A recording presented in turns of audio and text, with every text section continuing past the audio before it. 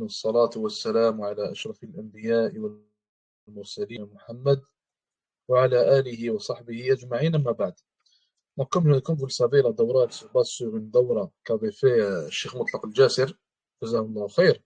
Et dans sa Dawra, lui, il s'était basé pour l'adab, pour cette matière-là, sur un poème que lui-même a compilé, qu'Allah Azza wa Jalla le récompense pour ça. Donc, il l'a appelé Durratu Talib al-Ilm. Le poème, il l'a appelé Durratu Talib al-Ilm, comme vous le voyez ici, par le docteur Mutlaq al-Jasir. Donc, le poème est très petit. Il est composé seulement de 17 vers. Donc, 17, on pourrait même dire 16.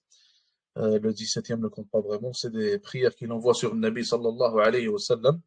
Et certes, le poème ne va pas inclure tous les comportements auxquels Talib al-Ilm doit accorder de l'importance. Donc, c'est impossible d'inclure ça en 17 vers seulement. Il y a des savants qui en ont fait des livres complets. Il y a des savants contemporains qui ont écrit là-dessus, des savants d'auparavant. Donc, maintenant, parmi les livres contemporains qu'il y a, il y a Hilyatu Talib al-Ilm, la parure de l'étudiant en sciences religieuses de Cheikh Bakr Abou Zayd. Et ça, c'est l'un des livres les plus populaires et les plus bénéfiques en quelque sorte à propos de l'adab de Talib al-Ilm. Il y a Adab al-Daris ou al-Mudarris aussi, que Cheikh Mutlaq al-Jasir avait expliqué lui-même. Il y a des livres faits par Cheikh Ibn Uthaymin, mathalan. Donc, il y a énormément de livres à ce propos-là. Donc, pour ce qui est de ce poème-là, le Cheikh a essayé de le faire très court. Comme ça rentre avec la Dawra qui n'est pas censée prendre trop de temps. Et comme vous l'avez vu hier, on prend vraiment les bases des bases dans cette Dawra-là. Donc, c'est en quelque sorte le résumé du résumé qu'on est en train de prendre et qu'on est en train d'apprendre à ce moment. Donc, on n'est pas en train de s'approfondir, d'aller plus loin dans les matières ou quoi que ce soit. Et pour ceux qui veulent s'approfondir, on a déjà des séries qu'on a faites auparavant et il y en a qu'on fait aujourd'hui. Donc, des séries d'Aqidah, de fiqh, etc. Vous pouvez revenir à l'horaire, Inch'Allah Ta'ala, pour voir ce que nous faisons en ce moment. Et vous pouvez aussi revenir au YouTube pour voir ce qu'on a fait auparavant. Donc, on commence, Inch'Allah, il dit dans le premier vers, Ya taliban lil-ilmi yarju naf'ahu, isma' nasihata nasihin mi'wani. Ô étudiant en sciences qui désire, qui cherche à ce que cette science-là lui soit bénéfique.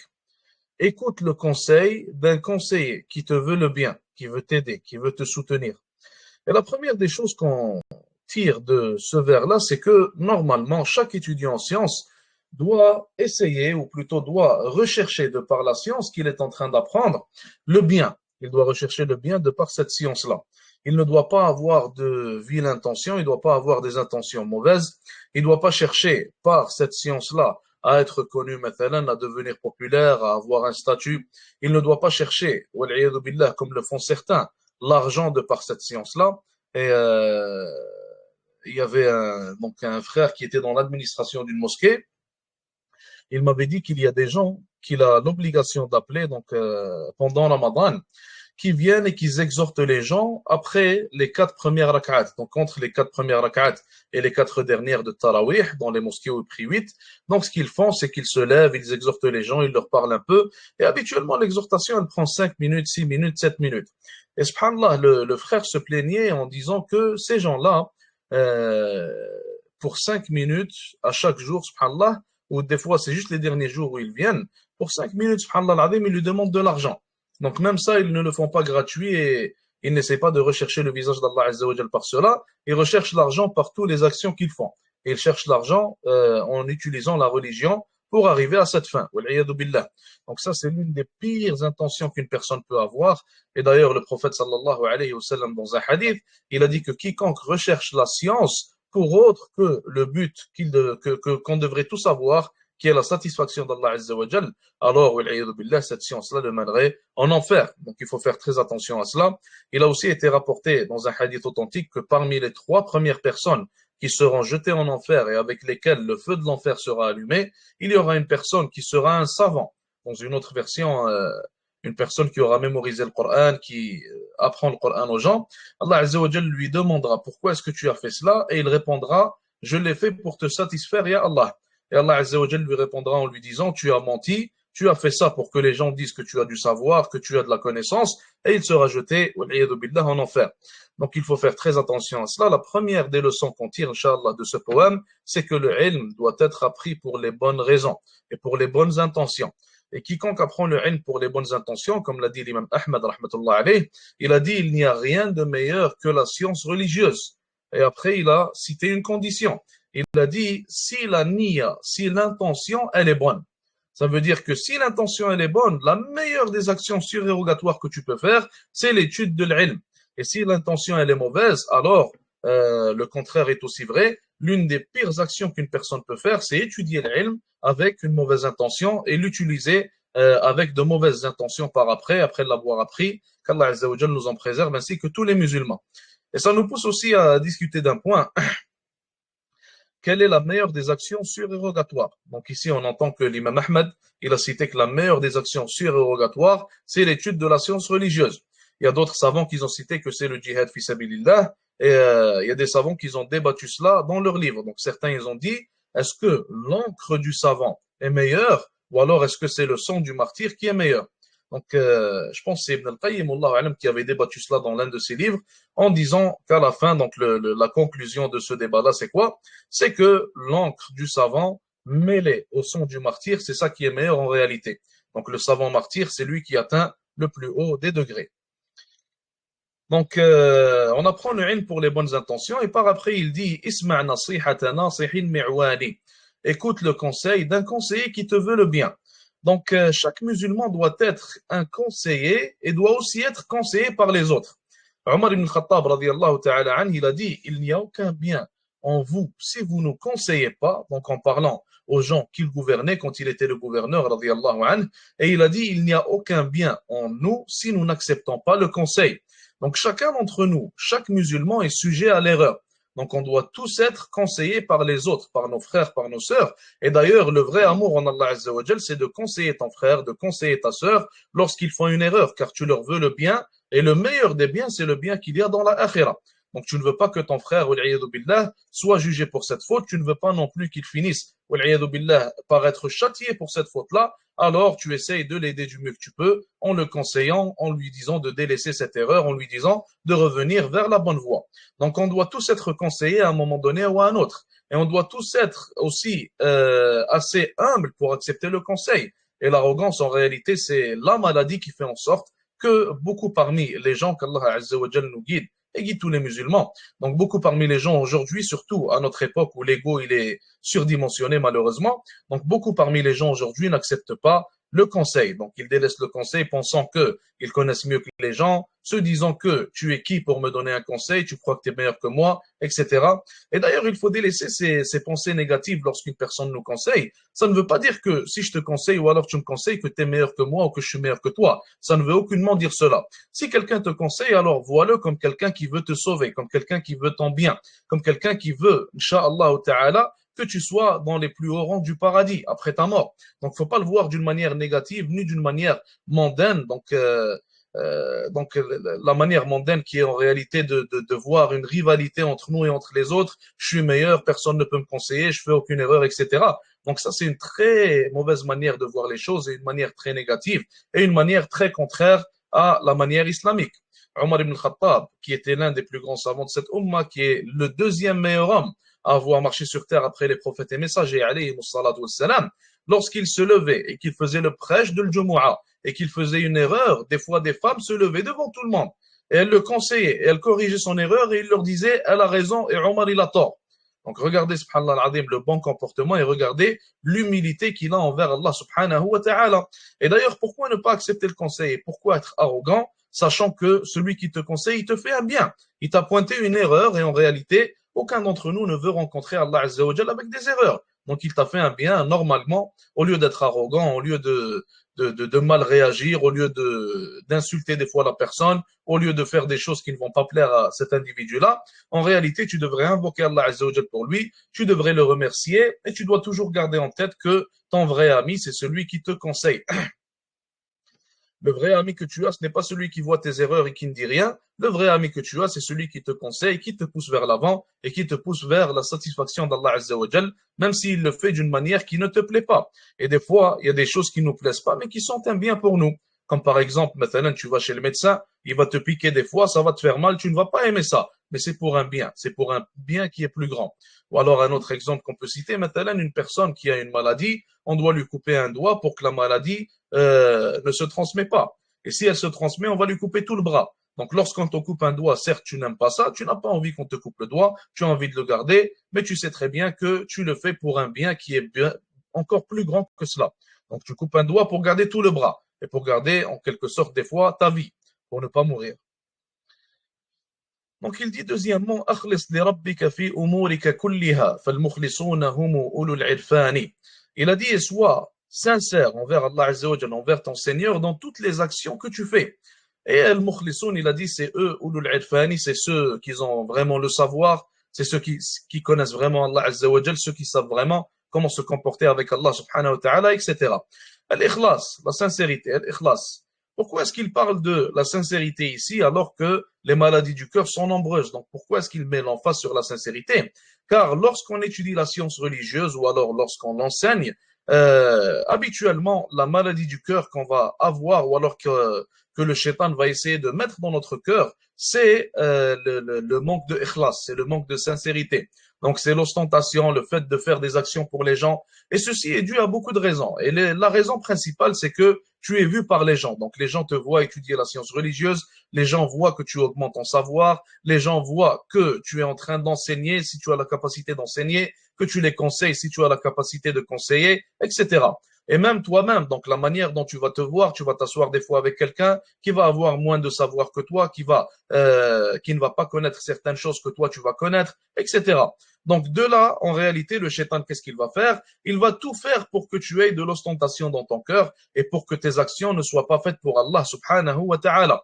Et rappelez-vous de la parole de l'imam Ahmed, il a dit que la meilleure des actions surérogatoires, c'est talab al-ilm, si l'intention elle est bonne. Et le shaitan, ça, il le sait très bien. Et d'ailleurs, il a été rapporté dans certains athars que al-alim ashaddu ala al-shaytani min alfi abid, que la personne du savoir, la personne qui a la connaissance, elle fait plus de mal au shaitan que 1000 adorateurs. Car il faut savoir que le shaitan, il a un plan. Le shaitan, comme on l'a vu d'ailleurs dans Telbis Iblis, donc d'une manière résumée, le shaitan, il a un plan. Le shaitan, il est en train de comploter 24 heures sur 24. Le shaitan, il veut nous faire tomber. Le shaitan, il a des complots pour chaque individu qu'il prépare et il a des complots qu'il prépare pour la communauté d'une manière générale. Mais lorsque le alim vient, lorsque la personne du savoir vient, lorsque l'étudiant en sciences vient, alors ce qu'il va faire, c'est qu'il va détruire tous ces complots de shaitan. Et il va clarifier la vérité aux gens. Et il va les appeler vers le droit chemin et vers le délaissement de ces complots de shaitan et de ces pièges de shaitan, vers le révitement en quelque sorte en réalité. Ça serait un terme plus exact. Pour ça que le shaitan, il n'aime pas les gens de science. Alors qu'est-ce qu'il va faire à ces gens-là? Il va essayer de faire en sorte à ce que leur intention elle soit mauvaise. Et lorsqu'une personne commet l'ostentation, alors il faut savoir que la baraka, les bienfaits qu'Allah lui accorde de par la science qu'elle apprend, vont complètement disparaître, subhanallah al-azim. Des fois, il faut voir qu'une personne, ou il faut savoir plutôt qu'une personne, elle trouve de la facilité à étudier de la science religieuse lorsqu'elle est sincère. Et lorsqu'elle perd cette sincérité, alors elle trouve que la science religieuse, son apprentissage, c'est la chose la plus difficile qu'elle puisse faire. Des fois, on va trouver certains frères qui ont de la facilité à mémoriser le Coran. Mais lorsque leur intention change et qu'ils ne sont plus sincères avec Allah Azza wa Jal, qu'ils commencent à le faire pour les gens, alors la facilité, elle disparaît complètement. Donc, avec l'ikhlas viennent les bienfaits, avec l'ikhlas vient la baraka, et avec le délaissement de l'ikhlas vient tout le contraire en réalité, vient la difficulté, vient le fait que ces bienfaits-là disparaissent, que cette science ne te soit plus bénéfique, ni pour toi, ni pour les gens autour de toi, etc. Donc le shaitan, il cherche à ce que tu tombes dans ce piège-là. Et la chose la plus néfaste d'ailleurs, comme vous le savez, il y a deux conditions pour qu'une action soit acceptée. L'une des deux, c'est que l'action soit faite avec ikhlas, avec sincérité. Ça veut dire que toutes les actions que tu fais en tant que talib ilm, en tant qu'étudiant en sciences, tout l'apprentissage, tout l'effort que tu as fait, en réalité, il sera complètement vain si tu n'as pas de sincérité envers Allah Azza wa Jal. Et d'ailleurs, certains parmi les savants, ils disaient que celui qui n'a pas d'ikhlas, celui qui n'a pas de sincérité, alors qu'il ne se fatigue pas, qu'il reste assis, c'est mieux pour lui. Pourquoi est-ce que vous pensez que c'est mieux pour lui qu'il reste assis? Qui peut m'expliquer ça? D'une manière résumée, rapidement. Pourquoi est-ce que c'est mieux pour celui qui commet des actions sans ikhlas de rester assis, de ne rien faire? Qui peut m'expliquer ça?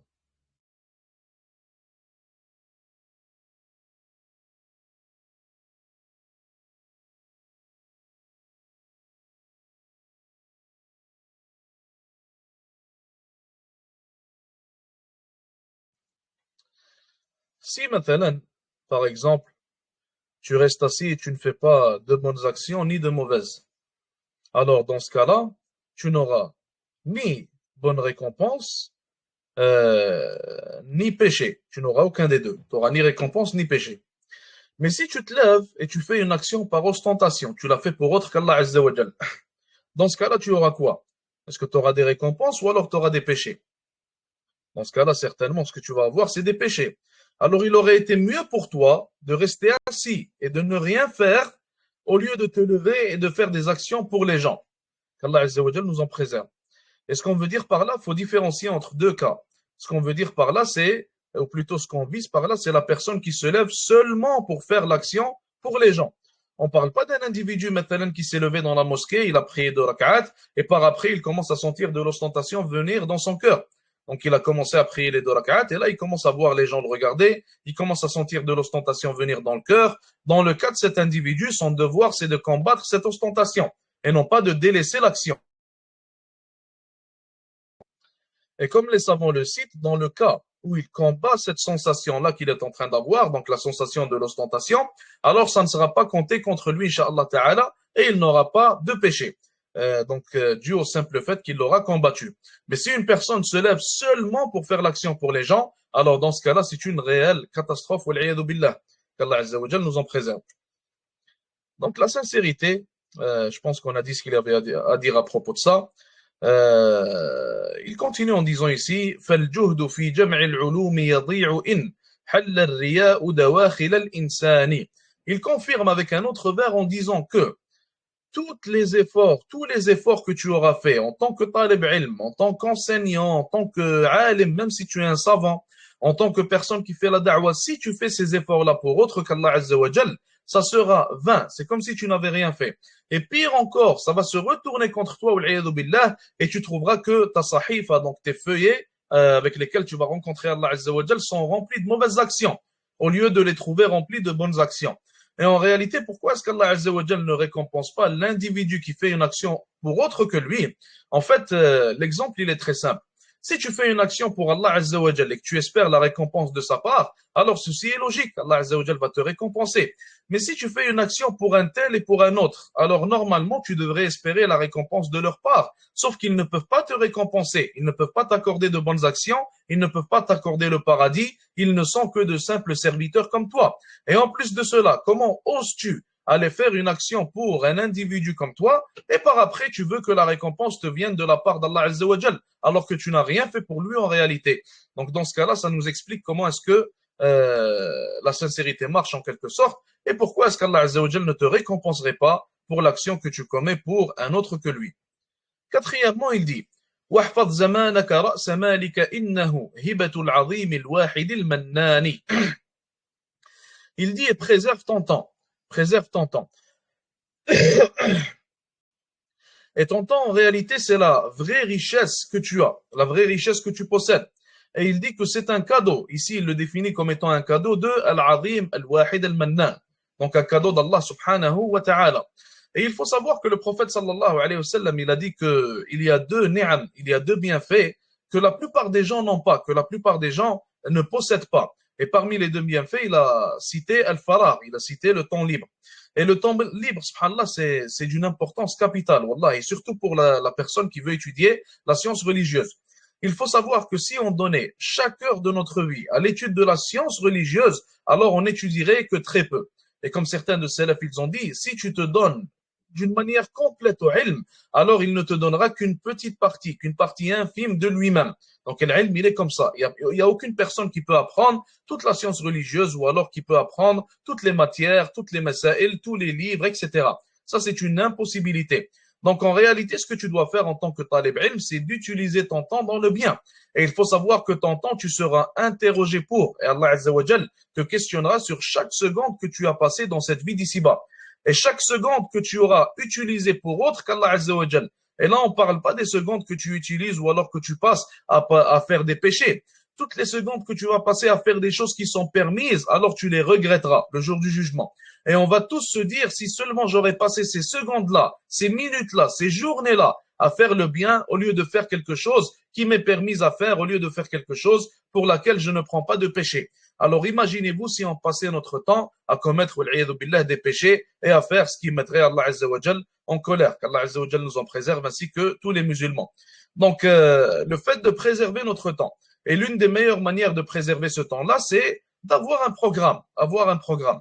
Donc, de se faire un programme quotidien, de se faire un programme en réalité qui devient ta journée. Ce programme-là, il change pas. Et si le programme, il n'est pas accompli, alors ta journée, elle n'est pas accomplie en quelque sorte. Donc, si on prend l'exemple, de ceux qui ont, euh, de ceux qui s'adonnent au plaisir mondain. Une personne qui aime le foot ou alors une personne qui ne fait que s'entraîner pour le foot. Cette personne-là, si elle passe une journée sans jouer au foot, il va perdre la tête.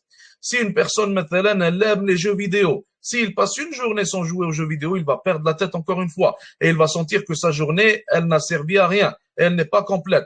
Alors, comment ça se fait que Talib al-Ilm, il peut passer des journées, voire des mois parfois, sans ouvrir un livre, sans étudier une mas'ala, sans écouter des cours, et après il se dit Talib al-Ilm en plus. En réalité, ça, ce n'est pas le comportement du Talib al-Ilm, et notre comportement doit changer. Donc, chacun d'entre nous doit préserver son temps, et comme on l'a dit, la meilleure des manières de préserver son temps, c'est d'avoir un programme à suivre tout simplement. Donc, de ne pas faire ça d'une manière hasardeuse, car si tu commences à te dire, oui, je vais faire telle chose dans la journée, mais tu te mets pas d'heure, tu te fixes pas d'heure auquel tu vas les faire. En réalité, habituellement, tu finiras par ne pas les faire. Comme avec le Coran, si une personne se dit, je dois lire tel nombre de pages, mais il ne fait pas, il ne fixe pas en quelque sorte une heure à laquelle il doit les lire, ou alors il se dit pas, je vais les lire après telle ou telle prière. En réalité, à la fin, habituellement, il va finir par ne rien lire et il va finir par passer sa journée à faire autre chose, à se dire, je vais lire après, jusqu'à ce que la nuit vienne. Donc, il faut se faire un programme sérieux, un programme à suivre, Inch'Allah Ta'ala, et un programme à ne pas délaisser.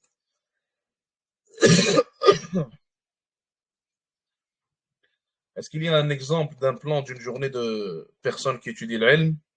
Nombre d'heures recommandées. D'après vous, c'est quoi le nombre d'heures recommandées? D'après vous.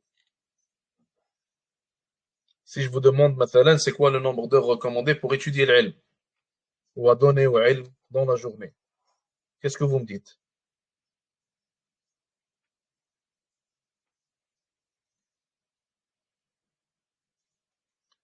Le plus possible, ça dépend des responsabilités, 2, 3 heures.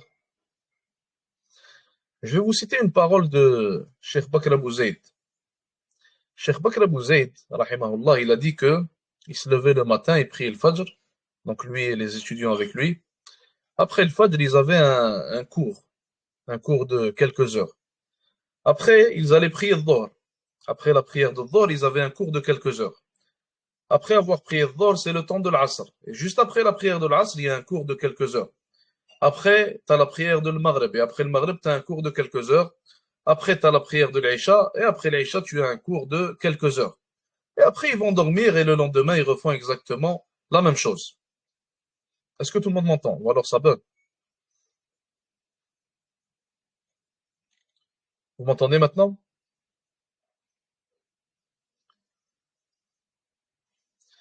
Je vous disais que Cheikh Bakr Abou Zayd, il a dit qu'après chaque prière dans la journée, de l'Fajr jusqu'à l'Aïcha, après chaque prière, ils avaient des cours de quelques heures.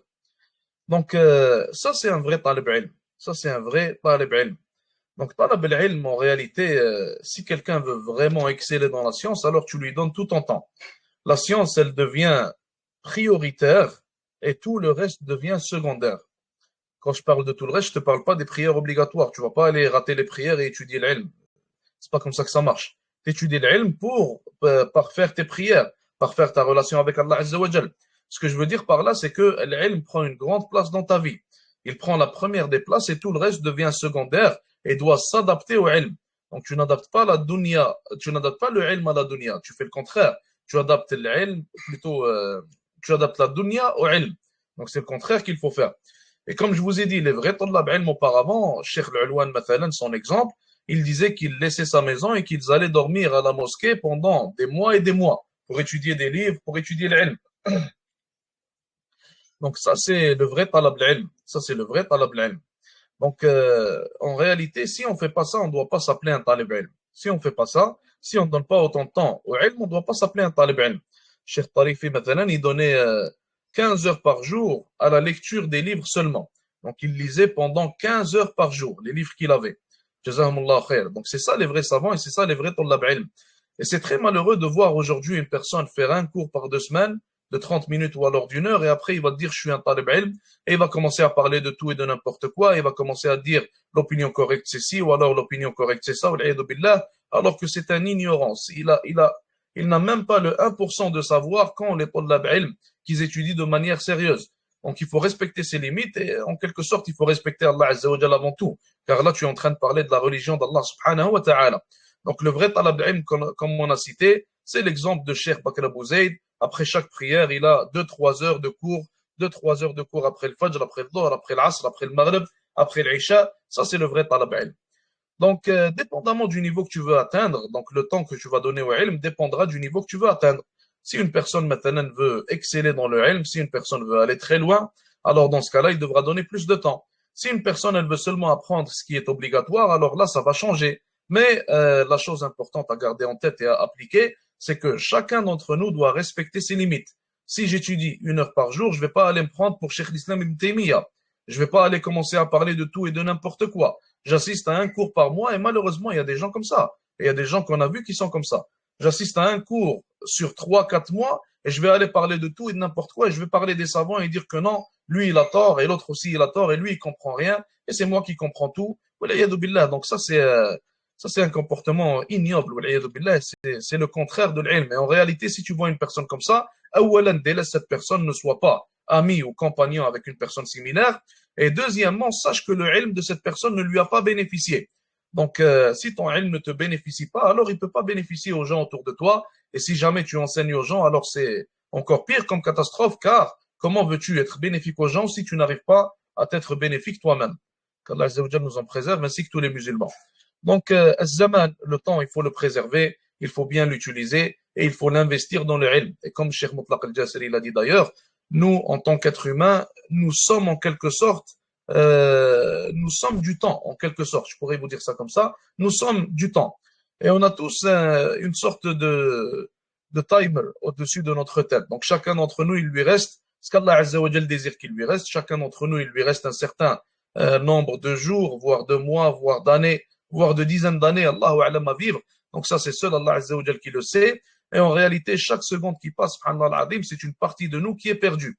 Chaque minute qui passe, c'est une partie de nous qui est perdue. Chaque journée qui passe, c'est un -1 dans les journées qui nous restent à vivre. Alors en réalité, il faut utiliser ce temps dans le bien, il ne faut pas le gâcher, il ne faut pas, comme disent certains, tuer le temps. En réalité, ça n'existe pas, ça tuer le temps, car c'est le temps qui te tue. Alors avant qu'il ne te tue et qu'il ne te finisse en quelque sorte, utilise-le de la bonne manière et fais en sorte à ce que lorsque tu vas rencontrer Allah Azza wa Jal, tu seras fier de l'utilisation que tu as, de la manière dont tu as usé de ton temps. Cinquièmement, il dit ici, ساعات يومك منحة ذهبية والناس بين الربح والخسران. Il a dit les heures qu'Allah Azza wa Jal t'accorde dans la journée sont en réalité une chance en or que tu as. Et les gens sont de deux types. Donc les gens face au temps qu'Allah Azza wa Jal leur accorde sont de deux types. On a les gagnants qui utilisent bien leur temps, qui usent bien de ce temps-là, qui vont utiliser ce temps pour la satisfaction d'Allah Azza wa Jal, qui vont délaisser le haram et ne vont pas investir leur temps dans le haram, et vont même délaisser le halal. Ils vont pas investir leur temps dans des choses qui sont simplement licites. Ils vont investir leur temps seulement dans les choses qui leur sont bénéfiques et dans les choses qui leur seront un bienfait lorsqu'ils rencontreront Allah Azza wa Jal. Et on a le deuxième type, qu'Allah Azza wa Jal nous en préserve et fasse qu'on ne fasse pas partie d'eux. Le deuxième type, ce sont les perdants, ceux qui perdent leur temps et ceux qui se font réellement tuer par le temps, comme l'expression le dit. Sixièmement, وعليك بالخلق الكريم مع التقى وعليك بالأدب الرفيع الشان. Il dit, et tu te dois d'avoir les plus nobles des caractères. Tu te dois, en tant qu'étudiant en sciences, d'avoir les meilleurs des comportements. Et la question en réalité à se poser, c'est si l'étudiant en sciences a un mauvais comportement, si celui qui étudie le livre d'Allah Azza wa Jalla a un mauvais comportement, si celui qui passe ses journées à étudier la sunna du prophète sallallahu alayhi wa sallam a un mauvais comportement, alors de qui est-ce qu'on doit s'attendre d'avoir un bon comportement en quelque sorte? Si l'étudiant en sciences il a un mauvais comportement, alors qui aura un bon comportement? Si le savant il a un mauvais comportement, alors qui aura un bon comportement parmi les musulmans? Normalement, la crème de la crème des musulmans, ce sont les savants et les gens du savoir qui viennent juste après, donc étudiants en sciences qui cheminent vers ce savoir-là qu'ont les savants. En réalité, ce sont les gens qui sont censés le mieux se comporter. Ils sont censés être l'exemple dans tout. Subhanallah al-Azim. Le savant, il est censé être pris pour exemple dans tout. Et à chaque fois qu'on le regarde, on doit trouver des bonnes choses qu'on peut tirer de lui et qu'on peut apprendre de lui et qu'on peut appliquer. Mais si on voit que le savant, mathalan, ou alors l'étudiant en sciences, il a un mauvais comportement, il parle mal, il insulte, il crie dans la rue, il parle d'une manière qui est contraire complètement à ce qu'on appelle le qui serait en quelque sorte le bon comportement. Alors, dans ce cas-là, subhanallah al-azim, de qui est-ce qu'on pourrait s'attendre de voir le bon comportement en quelque sorte? Et le bon comportement fait partie, ou les nobles caractères en quelque sorte, ça fait partie en quelque sorte des caractères qu'avaient les prophètes, alayhi salatu wassalam. Et même notre prophète Mohammed, sallallahu alayhi wa sallam, il était connu pour avoir les plus nobles des caractères, même avant l'islam. Et c'est allé tellement loin qu'on l'appelait, avant l'islam, as-sadiq al-masduq. Donc on disait que c'était la personne de confiance, que c'était l'amin, que c'était celui à qui on pouvait confier nos dépôts plutôt, sans qu'il ne nous les vole ou qu'il nous fasse quoi que ce soit. Donc c'était une personne qui avait les plus nobles des comportements. Et tout Quraysh, donc tous les mécréants de Quraysh à cette époque-là, malgré que l'islam n'ait pas été révélé encore, ils étaient tous unanimes sur le fait que le Nabi sallallahu alayhi wa sallam, personne n'avait de plus noble caractère que lui, alayhi salatu wassalam. Donc, fait partie de la voie des prophètes, alayhi salatu wassalam, de bien se comporter, d'avoir des nobles caractères. Et comme vous le savez, les étudiants en sciences religieuses sont les héritiers des prophètes. Donc, ils héritent de leur science, ils héritent aussi de leurs responsabilités, ils héritent aussi des tests qui touchent les prophètes, et ils héritent aussi des nobles caractères qu'ont les prophètes et les messagers, alayhi salatu wassalam. Et certes, comme le prophète sallallahu alayhi wa sallam l'a dit, il n'y a rien de plus lourd dans la balance le jour du jugement, autre que le khuluq al-hasan, donc autre que le bon comportement. Et le bon comportement aussi, subhanallah, c'est une manière de bien faire passer la da'wah. Qui peut m'expliquer ça, inshallah? Comment est-ce que le bon comportement, ou alors quel lien y a-t-il entre le bon comportement et entre la da'wah de l'individu? Quel lien y a-t-il entre ça et ça? Qui m'explique ça?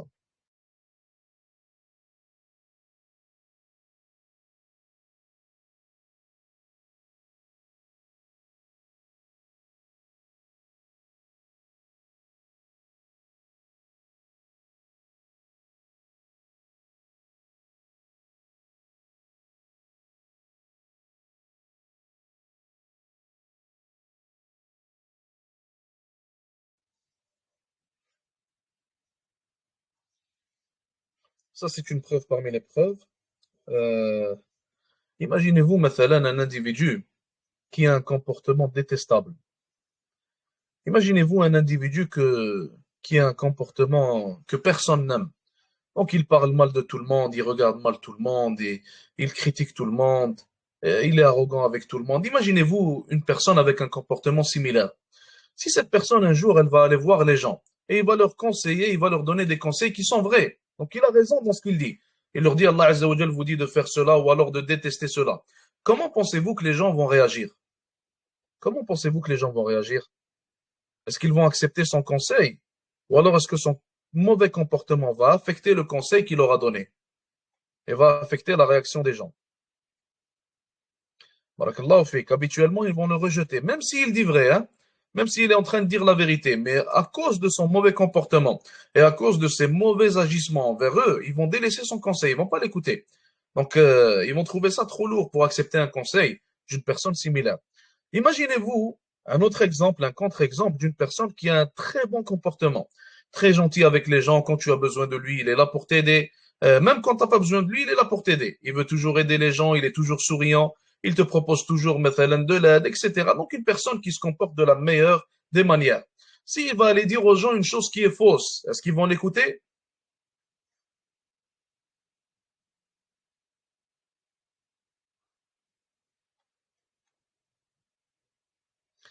Oui, malheureusement, exactement. Subhanallah al-azim. Donc, vous comprenez le lien qu'il y a entre le bon comportement et entre la da'wah. Des fois, une personne va dire du n'importe quoi, mais à cause de son bon comportement, de son comportement exemplaire, et nous, on doit être juste lorsqu'une personne a un bon comportement, on le dit, même si la personne, elle est égarée sur des aspects de la aqidah ou de la religion ou quoi que ce soit. Des fois, la personne, à cause de son comportement exemplaire, les gens vont l'écouter et les gens vont lui obéir, même s'il dit n'importe quoi. Et même si, subhanallah, cette parole-là, s'il l'aurait écoutée d'une autre personne, il l'aurait rejetée, s'ils l'entendent de cet individu-là, ils vont l'accepter.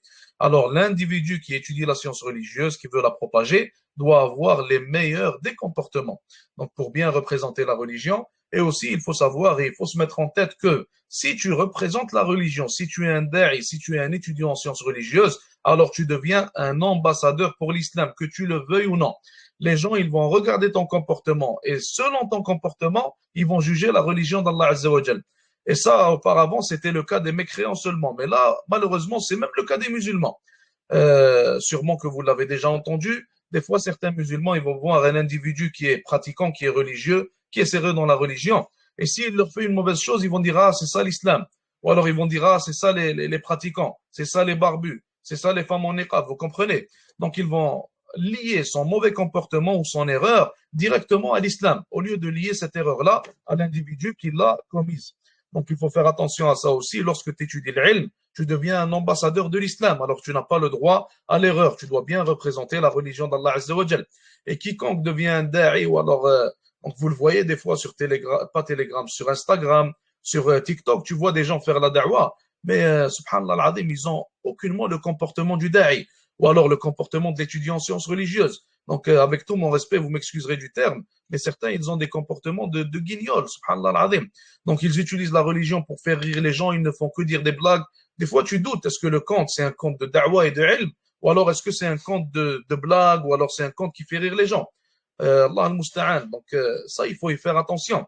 Si tu agis d'une telle manière, alors ce qui va arriver, c'est que les gens ne vont plus prendre la science religieuse au sérieux et ils ne vont plus prendre l'islam au sérieux à cause de toi.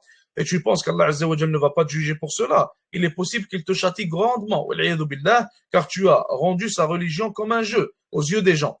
Qu'Allah Azza wa Jal nous préserve de cela. Et il faut savoir que certains parmi les salafs, subhanallah, ils prenaient tellement cela au sérieux, le fait de bien représenter la religion, que l'un parmi les savants, il a dit, si mon peuple aurait vu l'eau comme étant une mauvaise chose, alors je n'aurais jamais bu l'eau. Pourquoi est-ce qu'il dit ça? Car il veut bien représenter l'islam. Et si son peuple voit que celui qui boit de l'eau est une mauvaise personne, et si lui, le savant, boit de l'eau, ils vont accuser l'islam, ils vont en quelque sorte lier ce qu'il a fait à la religion d'Allah Azza wa Jal, alors ils préfèrent délaisser cela. Et ils préfèrent ne rien commettre, même si c'est une chose halal, même si c'est une chose licite, ils préfèrent ne pas commettre cela pour ne pas que ça se retourne contre la religion d'Allah Azza wa Jal.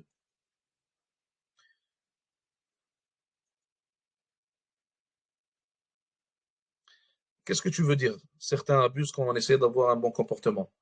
Dans quel sens?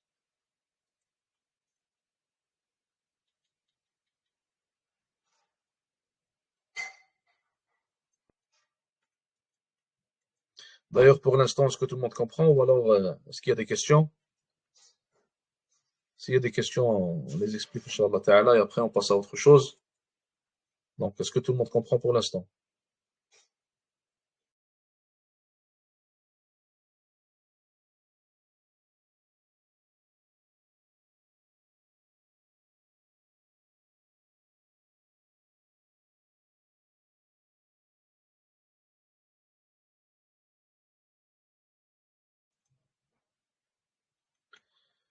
On continue, Inch'Allah. Donc, il dit ici, Jazahullah khair. Septième vers, il dit, il a dit ici, ma'at-tuqa. Donc, ça, on a oublié de commenter là-dessus. At-tuqa, c'est taqwa. Donc, at-taqwa. At-taqwa, c'est le fait de délaisser les interdits d'Allah Azza wa Jal. Donc, ça a été défini de différentes manières. La définition, possiblement la plus populaire aujourd'hui. Donc, le fait de délaisser les péchés et de faire les obligations qu'Allah Azza wa Jal t'ordonne de faire. Donc, ça, c'est la taqwa. Et au-dessus de la taqwa, on a le wara'. Donc, la taqwa, c'est une chose et le wara', c'est encore une meilleure chose, un meilleur statut qui est possible à atteindre. Donc, le wara', c'est le fait de faire les obligations, de délaisser les interdits et même de délaisser les choses qui sont licites par crainte qu'elles n'affectent notre religion. Donc, par crainte que ce ne soit une perte de temps, par crainte que ça n'adurcisse le cœur, comme maintenant le fait de rire. Le fait de rire, comme le Nabi sallallahu alayhi wa sallam, il a dit dans le hadith, le fait d'excéder dans le rire tue le cœur. Donc, ça fait en sorte que le cœur ne soit plus vivant, qu'il ne ressente plus ce qu'il doit ressentir, qu'il n'ait plus autant de foi dedans, etc. Donc, Des fois, il faut essayer de délaisser des choses licites si on voit que ces choses-là nous tuent notre cœur ou alors affectent notre religion. Mathalan, le fait de rester beaucoup avec ses amis, le fait de beaucoup parler, etc. Donc, toutes ces choses-là, même si elles sont licites, elles affectent la religion de l'individu. Et ça, c'est un statut qui est au-dessus de la taqwa. Mais le minimum, c'est la taqwa, car la taqwa, elle est obligatoire, certainement.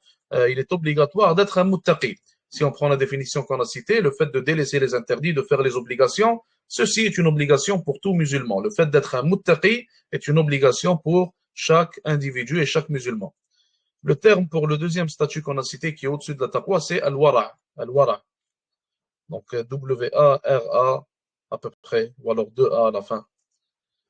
Septième vers, il dit ici, وَاطْلُبْ صِغَارَ الْعِلْمِ قَبْلَ كِبَارِهِ وَاحْفَظْ مُتُونَ الْعِلْمِ بِالْإِتْقَانِ. Donc ici, deux conseils importants. Le premier conseil, il dit, et étudie, صِغَارَ الْعِلْمِ, et étudie les petits aspects de la religion, ou alors les aspects de la religion qui sont pour les débutants. Donc étudie les bases, avant de passer aux grands aspects de l'ilm, avant de passer aux grands livres, avant de passer aux étapes supérieures. Qu'est-ce qu'il veut dire par là? Il faut savoir que dans chaque ilm, chaque matière islamique, que ce soit l'aqidah, que ce soit le fiqh, que ce soit le hadith, toutes les matières, que ce soit l'arabe, toutes les matières ont des niveaux. Donc, tu as le niveau 1, niveau 2, niveau 3, niveau 4, niveau 5, etc. Dépendamment des matières. Donc, le nombre de niveaux va dépendre de la matière, tout simplement. Lorsque tu es un étudiant en sciences débutant, alors ce que tu dois faire, c'est de commencer par les premiers niveaux de chaque matière et non pas de commencer par le deuxième ou le troisième ou le quatrième. Et c'est ça qui est voulu lorsqu'on dit d'étudier sirar al-ilm, lorsqu'on dit d'étudier les petits aspects de la religion ou alors les bases, donc les débuts, ce qui est pour les débutants. Et il faut savoir qu'une erreur dans laquelle on tombe beaucoup, qu'Allah Azza wa Jalla nous en préserve ainsi que tous les musulmans, c'est de brûler les étapes. Au lieu de commencer par le niveau 1, on passe au niveau 3, on passe au niveau 4. Et brûler les étapes, la fin, le résumé de la personne qui brûle les étapes, la fin qu'elle va atteindre en réalité, c'est qu'un jour, elle va frapper un mur et qu'elle va arrêter d'étudier la science religieuse. Et ça, je vous le dis parce que beaucoup de savants, ils ont vu et raconté, et parce que j'ai pu moi-même voir. Donc, beaucoup de gens, quand ils brûlent les étapes, ils sont excités au début, ils veulent étudier l'ilm, ils ont envie d'étudier l'ilm, ils ont la motivation, donc ils vont commencer à vouloir directement passer au plus haut, et quand la motivation disparaît, quand ils se rendent compte qu'ils ont raté beaucoup de choses, qu'il y a beaucoup d'efforts à faire, qu'il ne fallait pas brûler les étapes, alors là, ils délaissent tout, ils disparaissent et ils n'étudient plus rien du tout. Et ça, c'est très dangereux. C'est très dangereux car ça frappe la motivation. Et si une personne n'a plus de motivation, alors, en réalité, elle n'aura plus de carburant, en quelque sorte, pour étudier l'ilm. Elle n'aura plus aucune raison la poussant à étudier l'ilm. Qu'Allah Azza wa Jalla nous en préserve. Donc, il faut commencer par le début. Et lorsqu'on commence par le début, alors on prend les bases. Et les bases sont nécessaires pour comprendre la suite. Donc, si tu n'as pas de fondation maintenant dans ta maison, une personne veut bâtir une maison, il bâtit un building ou quoi que ce soit, n'importe quelle bâtisse, et il ne met pas de fondation. Il va directement passer au deuxième, troisième étage. Qu'est-ce qui va se passer? Tout ce qu'il a bâti en haut, là où il n'y a pas de fondation, va tomber, tout simplement. Ça va être détruit complètement et ça n'aura servi à rien. Tout ce qu'il a fait n'aura servi à rien. Mais quand tu commences par la fondation, et après tu fais les piliers, après tu passes au premier étage, au deuxième, au troisième, au quatrième, alors, Inch'Allah Ta'ala, ta maison, elle va être solide et elle va durer. Elle va durer, elle ne va pas tomber et tout ce que tu auras fait n'aura pas servi à rien. La même chose pour le ilm. Lorsque tu prends les fondations, tu passes par les premiers niveaux, alors, Inch'Allah Ta'ala, tu auras les bases pour comprendre la suite. Et il faut savoir que le ilm est relié, que ce soit les différentes matières ou alors les différents niveaux du ilm. Tout est relié en réalité. Et si tu rates quelque chose, alors ça va faire en sorte que tu vas rater énormément d'autres choses à droite et à gauche et parfois même sans t'en rendre compte. Donc il faut faire attention à ça et il ne faut pas brûler les étapes. Et il dit ici, et mémorise les moutons de la science religieuse en les perfectionnant. En les perfectionnant. Ce qui est voulu par là, c'est qu'en fait, je ne passe pas à un autre livre avant d'avoir perfectionné le livre que j'étudie. Je ne passe pas à une autre matière avant d'avoir perfectionné la matière que j'étudie en ce moment. Donc, je ne commence pas à sauter entre les matières, à sauter entre les livres, à sauter à droite et à gauche. Ce que je fais, je le finis, je le perfectionne, je le mémorise bien et par après, je pourrais passer à autre chose. Car beaucoup, donc cette erreur-là, on tombe aussi souvent dans cette erreur qu'Allah nous en préserve ainsi que tous les musulmans. Donc, beaucoup ont fait cette erreur-là qui est de faire des livres rapidement, donc d'enchaîner les livres un après l'autre, et donc sans les maîtriser, sans les mémoriser, sans réviser ces livres-là et leur contenu, sans appliquer ce qu'il y a dans ces livres. Et par après, il se rend compte qu'après quelques mois, après quelques années, il a complètement oublié le contenu de ce livre-là. Et il a complètement oublié ce qu'il a appris dans ces livres qu'il a enchaînés l'un après l'autre sans les avoir perfectionnés. Il est meilleur pour toi de prendre beaucoup de temps à perfectionner un petit livre que de prendre et d'étudier énormément de livres en très peu de temps et après de tout oublier. Donc, dans tous les cas, dans le deuxième cas, tu vas tout oublier un jour et ça n'aura servi à rien. Alors, la meilleure des choses, c'est que tu perfectionnes l'étude du livre que tu es en train de faire, de la matière que tu fais, pour ne pas la perdre. Et après, tu passes à autre chose, Inch'Allah Ta'ala. Et comme on a dit dans d'autres cours, donc il faut savoir que le ilm, on n'est pas en train de rivaliser. Lorsqu'on étudie l'ilm, on n'est pas en train de se battre, on n'est pas en train de chercher à être le meilleur, chercher à être meilleur que tout le monde. Non, c'est pas ça qu'on cherche en réalité. L'ilm, on l'étudie pour Allah Azza wa Jal, pour sa satisfaction. Même si ça te prend 25 ans pour finir un livre de 20 pages, si ceci va satisfaire Allah Azza wa Jal, alors c'est ça que tu dois faire. Faut pas que tu rivalises avec les gens. Il y aura toujours des gens meilleurs que toi. C'est pas une course. T'essaies pas de les atteindre, d'être meilleur qu'eux. Non. T'essayes de te rapprocher le plus possible d'Allah Azza wa Jal et de satisfaire à Allah subhanahu wa ta'ala le plus possible. Et subhanallah, un exemple qui est cité aussi à propos de ça, comme Cheikh Sakran il a dit, Jazallah khair, il a dit, Ibrahim Sakran, Jazallah khair, il a dit, tout comme un dinar peut dépasser 1000 dinars, donc lorsqu'une personne, mathalan, elle n'a qu'un seul dinar en poche, et elle va le donner en sadaqa, et tu as une personne qui a 1 million de dinars, et il va donner 1000 dinars en sadaqa. La première personne est meilleure que la deuxième, car la première, il a donné tout ce qu'il avait. Alors que la deuxième, il a donné ne serait-ce qu'1% ou alors un petit pourcentage de ce qu'il avait.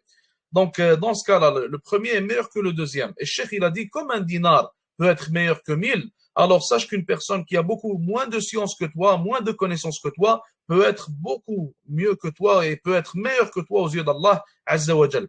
Donc, c'est pas question de connaissance, de mémorisation, de quantité d'informations. C'est question de crainte d'Allah, c'est question de faire ça pour Allah Azza wa Jal, c'est question de rechercher par cela la satisfaction d'Allah Azza wa Jal seul. Moutoun, c'est le matn, c'est les petits livres en fait des différentes matières, comme par exemple l'usul al-thalatha, on dit matn l'usul al-thalatha. Donc le matn, c'est un livre qui est écrit sans être un poème, c'est le contraire de ce qu'on appelle un nadm. Un nadm, c'est un livre qui est écrit de manière poétique. Donc comme ce qu'on a devant nous, c'est un nadm, c'est pas un matn. Donc, ce nadm-là, c'est un nadm sur l'adab. C'est un poème sur l'adab. Alors que les autres petits livres, comme l'usul thalatha, kitab tawhid, etc., c'est des moutoun. Donc, c'est pas un nadm. Il dit ici, huitièmement, واحفظ كتاب الله واستمسك به فالعلم كل العلم في القرآن. Il a dit, mémorise le livre d'Allah Azza wa Jal et accroche-toi-y. Et sache que toute la science est dans le Coran. Toute la science est dans le Coran. Euh, Je voudrais comprendre les différentes perspectives. Un savant faisait avant 15 heures d'études. Mais d'un autre côté, il est dit qu'il ne faut pas lire trop vite. Pouvez-vous me clarifier, SVP? 15 heures d'études, si tu arrives à faire 15 heures d'études et à maîtriser, à compléter de la bonne manière, à perfectionner les livres que tu fais, alors il n'y a pas de problème. Ce qu'on veut dire par ne pas aller trop vite, c'est ne pas brûler les étapes. Donc, on ne parle pas du nombre d'heures à faire, c'est pas de ça qu'on parle. On est en train de parler du fait que certains, mathalan, je vous donne un exemple, certains vont faire le livre qu'on a devant nous. Ils vont le faire vite, vite, ils vont l'écouter, ils vont mettre mathalan l'audio, ils vont écouter la vidéo, et pour eux, ils vont avoir fini le livre, alors qu'ils ont écouté la moitié seulement. Ils ne l'ont pas révisé après l'avoir fini, ils n'ont pas essayé de mémoriser ce qu'on a devant nous, ce poème-là, donc ils ne vont pas l'avoir perfectionné. Et ceci va causer que, après quelques mois, ils vont oublier complètement ce qu'on aura vu dans ce cours-là. Et c'est ça le problème. Si tu perfectionnes le livre, même si tu étudies 20 heures par jour si tu veux, il n'y a pas de problème. Là, on parle du fait que certains ne perfectionnent pas les livres qu'ils étudient. Donc, ils les font trop vite et ils passent à d'autres livres trop vite et par après, ils finissent par oublier tout ce qu'ils ont vu dans le premier livre, tout simplement. Est-ce que c'est compris?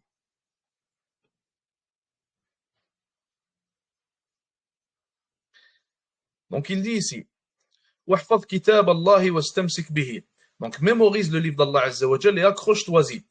Et il faut savoir que le livre d'Allah Azza wa Jal, c'est le câble d'Allah subhanahu wa ta'ala.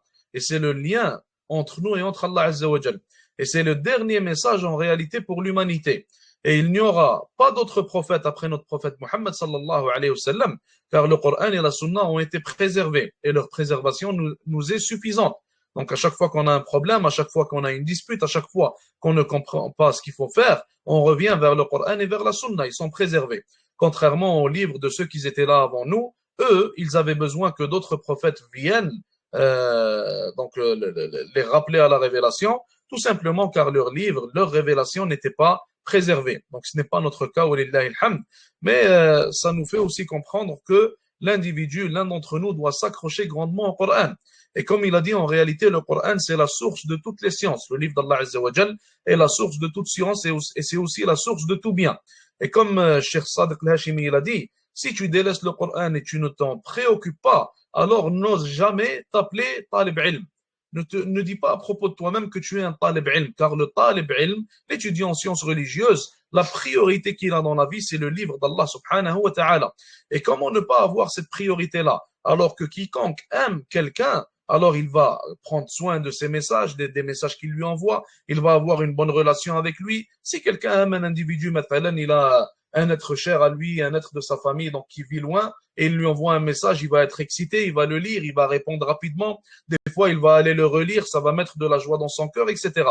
Alors, comment ne pas agir de la sorte, de la même manière, alors que nous prétendons aimer Allah subhanahu wa ta'ala, et Allah Azza wa Jal nous a révélé ce message. Allah Azza wa Jal nous parle à travers ce Coran. C'est un message qu'il a révélé à l'humanité et qui sera là jusqu'au jour du jugement.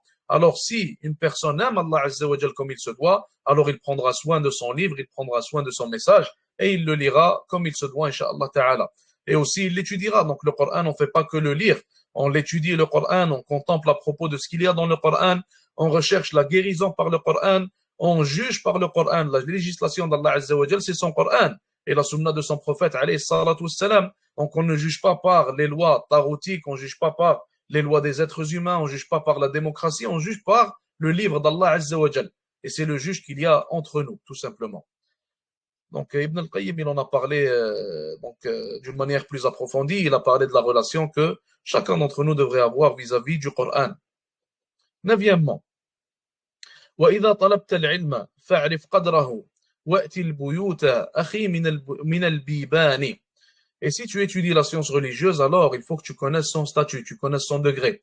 Et rappelez-vous de la parole de l'imam Ahmed qu'on a citée au début. Il a dit qu'il n'y a rien de mieux que l'étude de la science religieuse, à une condition. Quelle est la condition qu'il a citée? Qui peut me la rappeler? À une condition. Quelle est cette condition?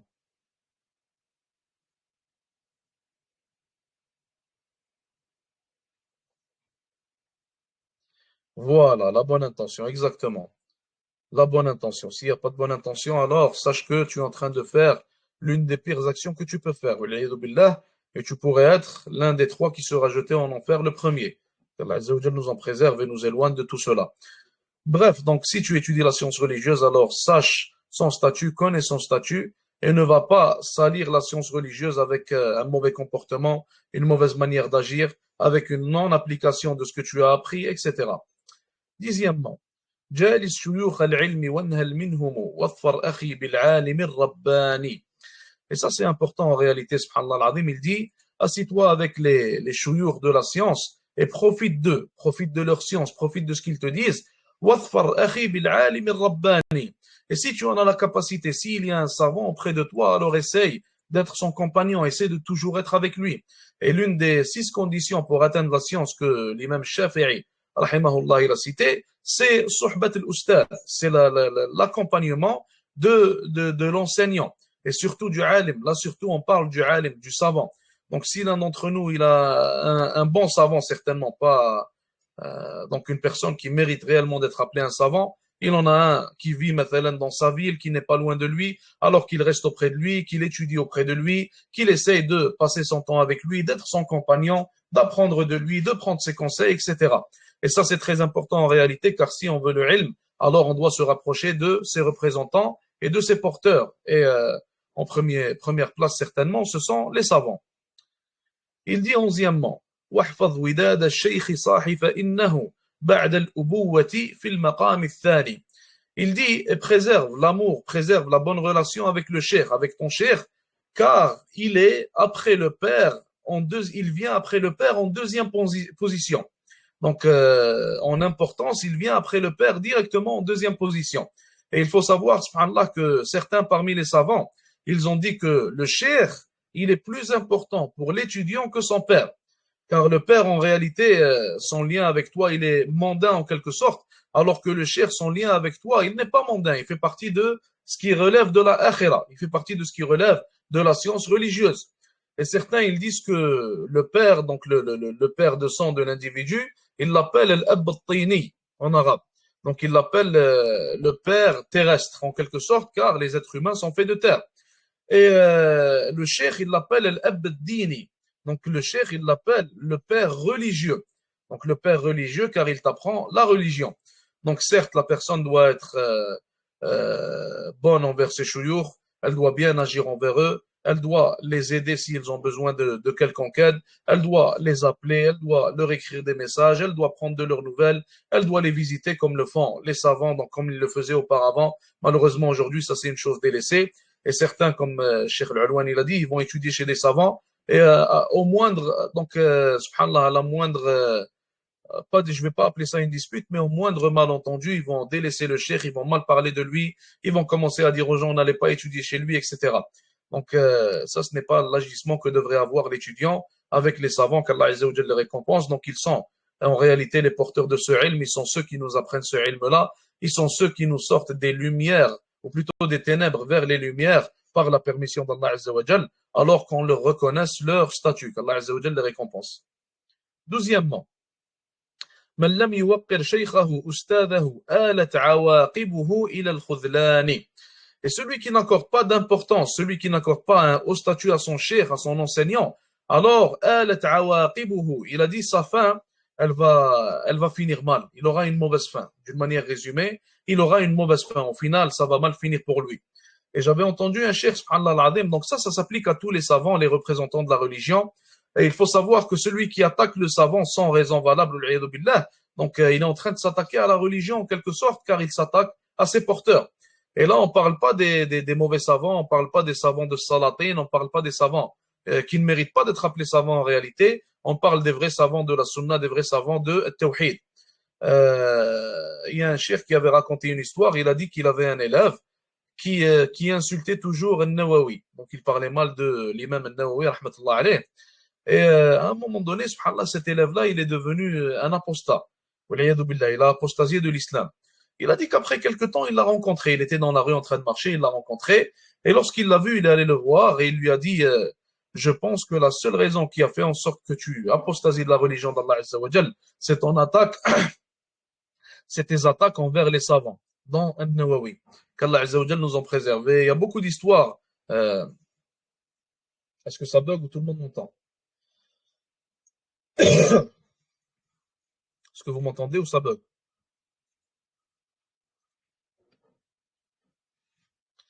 Bref, on revient à ce qu'on disait. Donc, il y a beaucoup d'histoires qui sont racontées, subhanallah al-azim, des histoires que les savants racontent, des chouïurs racontent, etc., de personnes qui s'attaquaient donc aux représentants de la religion, aux savants, aux grands de cette religion, aux imams de cette religion, et ils ont fini, wal'iyadu billah, par être délaissés par Allah Azza wa Jal. Donc, comme dans le cas qu'on a cité, il a quasiment apostasié après cela. 13e. واعمل بعلمك في شؤونك كلها واشغل زمانك في رضا الرحمن. 13e, il faut appliquer le ilm, l'application du ilm. Et comme les salafs, ils disaient, al-ilmu al-amal. Ils disaient que la réalité de la science, c'est son application. La science, en réalité, c'est l'application de cette science. C'est pas seulement les connaissances, c'est pas seulement les informations que tu mémorises. Non. La science, c'est l'application de ce que tu as appris. Pour ça qu'il disait al-ilmu al-amal. Et la personne qui apprend mais qui ne n'applique pas, alors en réalité, ce qu'elle est en train de faire, c'est qu'elle est en train d'augmenter le nombre de preuves qu'Allah Azza wa Jalla il a contre elle. Car celui qui ne sait pas et qui n'a pas accès à la science et qui ne va pas appliquer quelque chose car il ne savait pas, Allah Azza wa Jalla va l'excuser. Mais celui qui sait et qui n'applique pas, Allah Azza wa Jalla ne l'excusera pas. Donc celui qui apprend pour ne pas appliquer, celui qui apprend et qui n'applique pas ce qu'il apprend, alors il est en train d'augmenter les preuves qu'Allah Azza wa Jalla a contre lui. Et il est en train, billah, de rendre plus difficile son jugement. Il dit ici, passe ton temps dans ce qui satisfait Allah Azza wa Jalla. Et ça, on en a déjà parlé à propos du temps, donc dans les vers précédents. Il dit ici, 14e. وَأْمُرْ بِمَعْرُوفٍ وَحَارِبْ مُنْكَرًا كُنْ نَاصِحًا لِلنَّاسِ كُلَّ زَمَانِ. Il dit ici, et ordonne le convenable, et combat le blâmable, combat le mal, كُنْ نَاصِحًا لِلنَّاسِ, et soit une personne qui conseille en tout temps les gens. Et en réalité, il faut savoir que les premiers, ceux qui devraient être au front dans le combat du blâmable et dans l'appel au convenable, l'appel au bien, ce sont les savants et les gens de la science. Donc, si une personne, mathalan, elle voit quelqu'un faire une chose mal, elle a l'obligation d'aller blâmer ce mal qu'il fait. Alors, qu'en est-il des savants lorsqu'ils voient quelqu'un faire une chose mauvaise ou un péché, une chose illicite? Ils ont l'obligation encore plus que les autres d'aller blâmer ce mal-là. Et ils ont l'obligation encore plus que les autres d'appeler les gens vers le bien, d'appeler les gens vers leur succès et vers la religion. Et comme on a dit, le fait d'appeler vers le bien et d'interdire le blâmable, c'est l'obligation de tout musulman, certes, ce n'est pas l'obligation des savants seulement, ou alors des étudiants en sciences seulement. Mais ceux qui sont encore plus prioritaires à propos de cette obligation, ce sont les gens de la science. Et soit un conseiller pour les gens. Certainement, le musulman, il est là pour le bien des gens. Le musulman, il est là pour la da'wah, pour l'établissement de la religion d'Allah Azza wa Jal. Donc, il doit être un conseiller pour les gens. Il doit constamment appeler les gens vers le bien.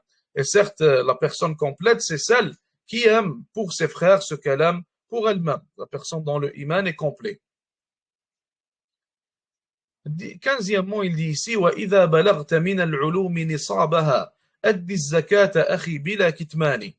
Il dit, si tu atteins le nisab, c'est quoi? C'est le montant minimal que tu dois avoir, donc l'argent que tu dois avoir, le montant minimal d'argent que tu dois avoir pour donner la zakat, pour que la zakat devienne obligatoire pour toi à donner. Donc ici, il utilise le mot nisab pour parler du ilm, pour parler de la science. Et il dit, si tu atteins le nisab de la science religieuse, voulant dire que si tu atteins le niveau pour enseigner, si tu atteins le niveau pour être un enseignant, alors il dit, il dit, alors tu dois donner la zakat dans ce cas-là. La zakat dans ce cas-là, c'est quoi? C'est l'enseignement du ilm. Et si une personne elle a le niveau pour enseigner et qu'elle peut enseigner, qu'elle peut être bénéfique aux gens, alors elle doit le faire. Elle ne doit pas délaisser cela. Et malheureusement, il y a beaucoup de gens qui délaissent cela et ils ont le niveau pour enseigner.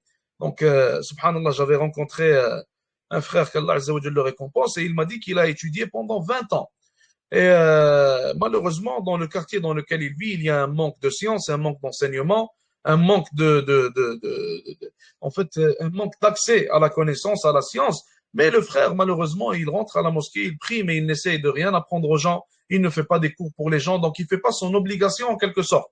Surtout quand tu as une telle capacité, telle que lui, donc 20 ans d'études de sciences religieuses, Allahumma barik, et en plus de cela, tu es dans un quartier, tu es dans un endroit où il y a un manque d'accès à cette science-là. Alors, dans son cas, ça devient obligatoire d'aller enseigner aux gens cette science-là. Et donc, le cheikh le rappelle ici, car certains atteignent ce niveau-là, mais ils délaissent leur obligation qui est le fait de propager la religion d'Allah Azza wa Jal, de l'enseigner aux gens, etc.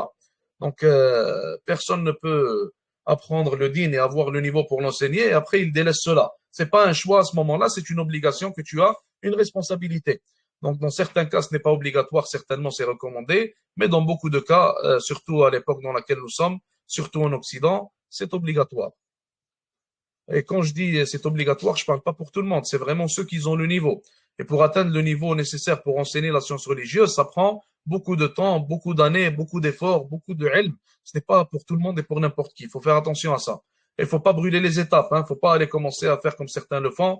Ils t'ouvrent un compte Instagram, un compte TikTok, il commence à se prendre pour Cheikh l'Islam Ibn Taymiyyah, alors qu'il n'a jamais rien étudié, ou alors il a étudié très peu, il a étudié 2 ans, 3 ans, il pense que c'est fini. Donc, il faut faire très attention à ça.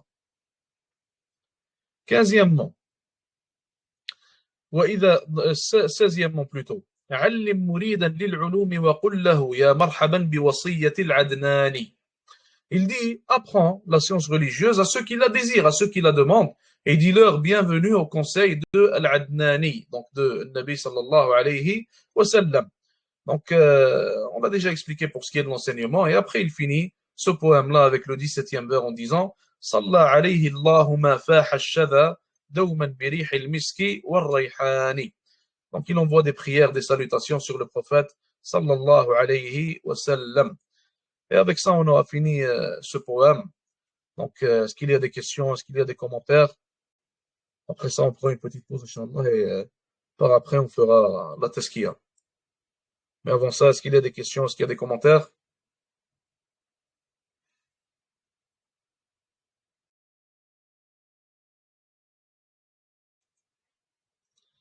Il y aura des tests, Inch'Allah, oui. Mais comme on a dit, les ijazas ne seront pas donnés à tout le monde. Donc, ça va être vraiment selon la personne. Comme on l'a déjà expliqué, malheureusement, il y a des personnes à qui on a donné des ijazas auparavant qui vont mal les utiliser, donc qui commencent à enseigner aux gens, qui commencent à se prendre pour je ne sais pas qui, alors qu'ils n'ont pas le niveau pour ça. Malheureusement, donc c'est problématique. C'est pas tout le monde en réalité qui mérite une ijaza ou alors qui est sincère dans son utilisation. Donc ça nous pousse à ne pas donner à tout le monde et à n'importe qui. Donc on verra comment on va faire pour les ijazas, Inch'Allah.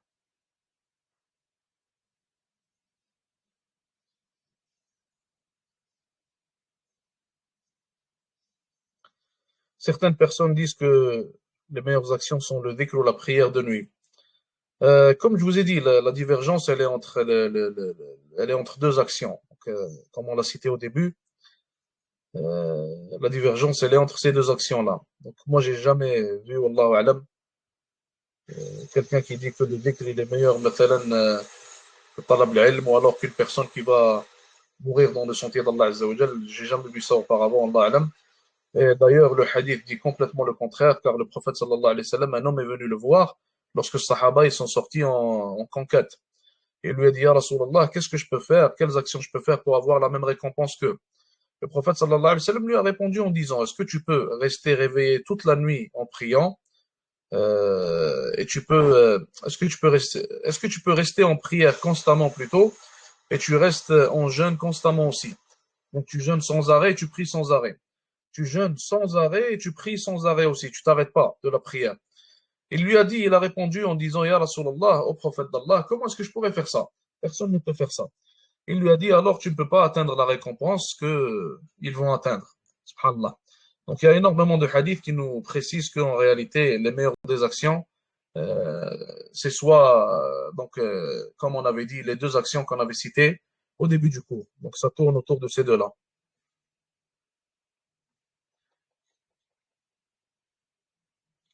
On s'arrête là, Inch'Allah, on va prendre une petite pause. Donc on prend une petite pause de 10 minutes, on revient à 25, Inch'Allah. Jazakumullah khair. وصلى الله وسلم وبارك على نبينا محمد والسلام عليكم ورحمة الله وبركاته